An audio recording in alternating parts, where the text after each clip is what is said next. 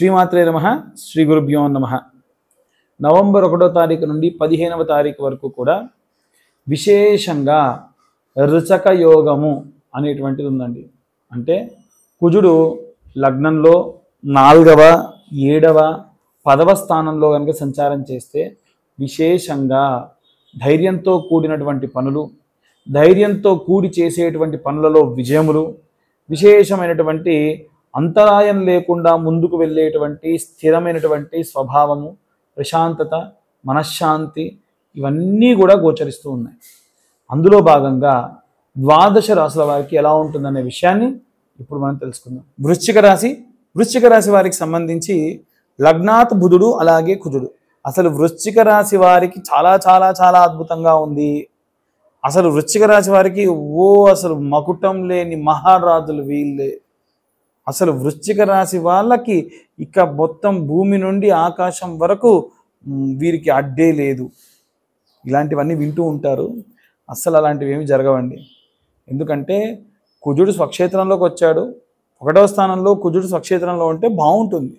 ఎలా బాగుంటుందంటే అప్పటి వరకు ఉన్న ఆరోగ్య సమస్యలు పోతాయి. కుజుడు బాగాలేకుండా ఉంటే కిడ్నీ ప్రాబ్లమ్స్ వస్తాయి, కిడ్నీలో స్టోన్స్ వస్తాయి, ఆడవాళ్ళకైతే గైనిక్ ఇష్యూస్ వస్తాయి. అవన్నీ సాల్వ్ అవుతాయి. ఒక రకంగా చెప్పాలంటే మకుటం లేని మహారాజులే ఇలాంటి విషయాలన్నీ పోతే, అంతే కదండి. ఇక గర్భసంచిలో ఏమైనా కొన్ని రకాలైన ఇబ్బందులు ఉన్న వాళ్ళు, ఆపరేషన్కి వెళ్ళాలనుకున్న వాళ్ళు కూడా వద్దు అని బ్రేక్ చేసుకొని వెనక్కి వచ్చే ఛాన్స్ కూడా ఉంటుంది. యూత్రస్ ఇన్ఫెక్షన్ ఉండే వాళ్ళకి అవి సాల్వ్ అవుతూ ఉంటాయి. కాస్త మన కోసం మనం టైం కేటాయించుకోవాలండి. అలా కేటాయించుకుంటే ఖచ్చితంగా అద్భుతంగా ఉంటుంది, దాంట్లో ఎటువంటి సందేహం లేదు. ఇక బుధుడు కూడా సంచారం చేయడం వల్ల ఏంటంటే కాస్త సౌమ్యత్వం పెరుగుతుంది. హార్ష్గా చెప్పలేరు. కుజుడు స్వక్షేత్రంలో ఉంటే హార్ష్గా చెప్తాడు, కానీ వీళ్ళంత హార్ష్గా మాట్లాడలేరు. బయటికి ఏది కూడా గట్టిగా చెప్పలేని పరిస్థితి. ఇలాంటి ఇబ్బందులు పడతారు. కాస్త 12వ స్థానంలో సూర్యుడు శుక్రుడు సంచారం చేయడం వల్ల రాజకీయ నాయకులకు బాగుండదు. టీమ్ లీడింగ్ పొజిషన్ ఉన్న వాళ్ళకి బాగోదు. ఖర్చులు పెరుగుతాయి. వాళ్ళకి ఏ రకంగానే సరే ఖర్చులు పెరుగుతాయి. శుక్రుడు కూడా 12వ స్థానంలో సంచారం చేస్తున్న కారణం చేత చెప్తున్నానండి. స్వక్షేత్రంలో శుక్రుడు ఉన్నాడు. మీరు విపరీతంగా అలంకారాలకు, అట్టహాసాలకు ఎక్కువ డబ్బు ఖర్చు పెట్టే అవకాశం ఉంటుంది. చాలా చాలా జాగ్రత్తగా డబ్బులు ఖర్చు చేయండి. ఇక విశేషంగా 10వ స్థానంలో కేతు, మీకు లాభస్థానంలో కేతు ఉన్నాడండి. కేతు బాగా లేడు. వెన్ను నొప్పులు, భుజాల నొప్పులు, అల్సర్ సిచ్యువేషన్స్ ఎక్కువగా ఉండే అవకాశం ఉంటుంది. 9వ స్థానంలో గురుగ్రహ సంచారం, 9వ స్థానంలో గురువు ఎప్పుడు కూడా దూర ప్రాంతాలకి, హయ్యర్ ఎడ్యుకేషన్స్కి దారి తీసే అవకాశం ఉంటుంది. అలాగే ఈ యొక్క వృశ్చిక రాశిలో ఉన్న వారికి 4వ స్థానంలో రాహు ఎప్పుడు కూడా ఏంటంటే విశేషమైనటువంటి తల్లిదండ్రులకు సంబంధించి మెడిసిన్ కన్జంప్షన్ ఎక్కువ అయ్యే అవకాశం ఉంటుంది. 5వ స్థానంలో శని, ఉన్న రిలేషన్షిప్ బ్రేక్ అయ్యే ఛాన్స్ ఉంటుంది. జాగ్రత్తగా ఉండాలి. ముఖ్యంగా లవ్ చేసేటువంటి వాళ్ళు బ్రేకప్స్ అయ్యే ఛాన్సెస్ ఎక్కువగా ఉంటాయి. చాలా జాగ్రత్తగా ఉండండి. ఇవన్నీ కూడా గోచార రీత్యా చెప్పే విషయంలో మాత్రమే. పూర్తిగా మీ జాతకం విశ్లేషణగా కావాలంటే మీ పేరు, మీ date of birth, time, place కింద ఉన్న నెంబర్కి వాట్సాప్ చేయండి. డీటెయిల్డ్గా జాతకం మీకు అందించడం జరుగుతుంది. 2025 రూపాయలు ఛార్జ్ చేస్తాము. డీటెయిల్డ్గా జాతకం గురించి మీతో ఫోన్లో మాట్లాడతాను. ఫోన్ రికార్డ్ కూడా పెట్టుకోవచ్చు, లేదా నేను రికార్డ్ చేసినా సరే మీకు పంపిస్తాను ఫోన్ కాల్ మాట్లాడింది. ఎందుకంటే ఎప్పటిదాకైనా సరే నేను నా సబ్జెక్ట్ మీద ఎంత కాన్ఫిడెన్స్గా ఉంటేనో నేను మీకు ఇంత ఛాలెంజ్గా చెప్తాను అనమాట. నేను ఖచ్చితంగా మీతో ఇంత డీటెయిల్గా మాట్లాడతాను. ఇక అందరూ కూడా ఎలాంటి రెమెడీస్ తీసుకోవాలి. నిత్యము మన ఛానల్లో ఉదయం పూట లైవ్ నడుస్తూ ఉంటుందండి.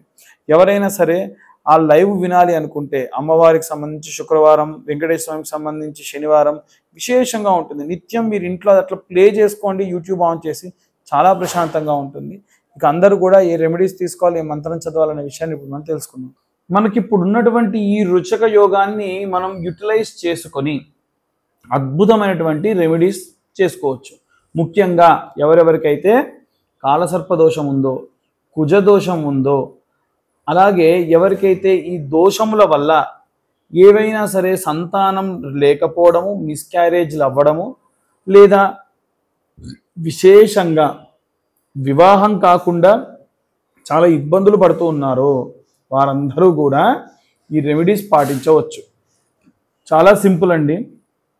మనందరికీ తెలుసు సర్పదోషాలు ఎలా వస్తాయంటే పుట్టలు ఎవరన్నా సరే కూల్చేస్తే వారి సర్పదోషాలు వస్తాయి. అది ఇప్పుడే కాదు, మనం గత జన్మలో కూల్చిన మనమే మన వంశంలో పూర్వీకులుగా పుట్టి మన చేతి ద్వారా ఒక పుట్ట కూల్చిన ఒక సర్పం సంహరించిన ఆ సంహరించినటువంటి ఆ సర్పానికి సంస్కరణ చేయకుండా అంటే పాము చచ్చిపోయింది మన వల్ల తెలియక దానికి సంస్కరణ అంటారు. అలాంటి సంస్కరణ చేయకపోతే కూడా విశేషమైనటువంటి దోషములు వస్తాయి. అలాంటి దోషములు రాకుండా ఉండాలి అంటే ఏం చేయాలనేటువంటిదే ఈ రెమెడీ. మనందరికీ తెలుసు పుట్టమన్ను అని ఇవాళ రేపు పూజా స్టోర్లో చాలా విరివిగా దొరుకుతున్నాయి.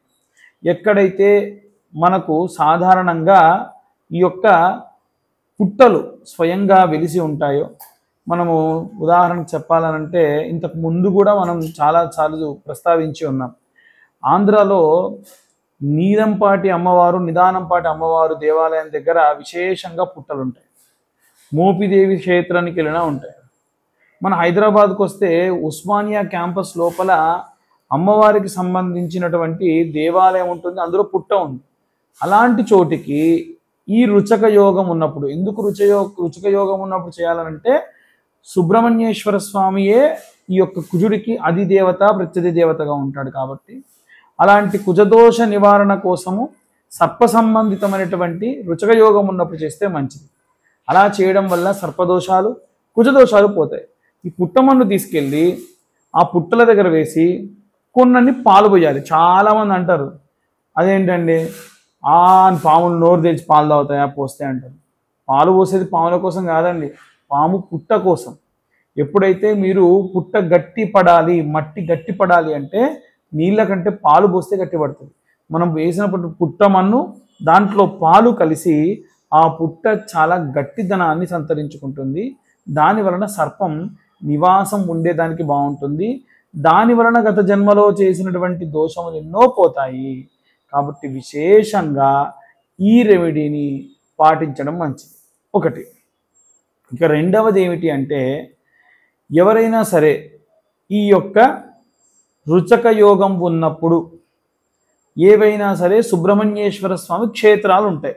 మోపిదేవి క్షేత్రం కానివ్వండి, అలాగే పళని, కుక్కి, తిరుత్తని, తిరువన్నామలై, ఇలా కొన్ని క్షేత్రాలు ఉన్నాయి. సుబ్రహ్మణ్యేశ్వర స్వామి విశేషంగా ఉన్నటువంటి క్షేత్రములు తిరువన్నామలై కాదు, ఇంకా మిగిలిన 6 క్షేత్రములు ఉంటాయి.